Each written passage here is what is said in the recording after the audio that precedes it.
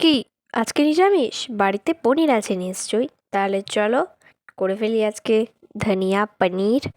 তো চলো বানাই। তো তার আগে বলে দিই, হ্যালো গাইস, আজকে চলে এলাম আপনাদের সামনে একটি ভিডিও নিয়ে। আজকে বানাবো ধনিয়া পনির। এর জন্য এখানে কাঁচা লঙ্কা ধনেপাতা বেটে নিয়েছি আর নিয়ে নিয়েছি 100 গ্রাম পনির। এখানে আদা বাটা করে নিয়েছি। এটা কিন্তু সম্পূর্ণ নিরামিষ। কড়াইতে এখন সরিষার তেল কিন্তু দিয়ে গরম করে পনিরগুলোকে কিন্তু ভেজে তুলে নিয়ে এলাম। এরপর এর ভেতর দিয়ে দিলাম আদা বাটা।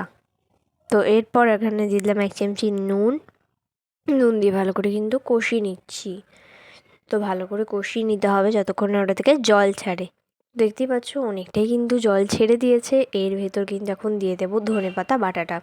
তো ধনেপাতা বাটা দিয়ে কিন্তু ভালো করে কষাতে হবে যতক্ষণ না এটা থেকে জল ছাড়ে। তো ধনেপাতাটা বাটা দিয়ে দিলাম। এরপর কিন্তু কষিয়ে নিতে হবে, এটাকে ভালো করে কষাতে হবে। ভালো করে কষিয়ে একদম গামাখা গামাখা করে নিতে হবে। তো চলো ততক্ষণ কষাই যতক্ষণ গামাখা গামাখা না হয় এটা।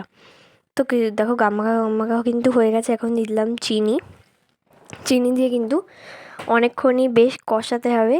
কষিয়ে কষিয়ে একদম পুরো এটা থেকে একদম গামাখা করে ফেলতে হবে।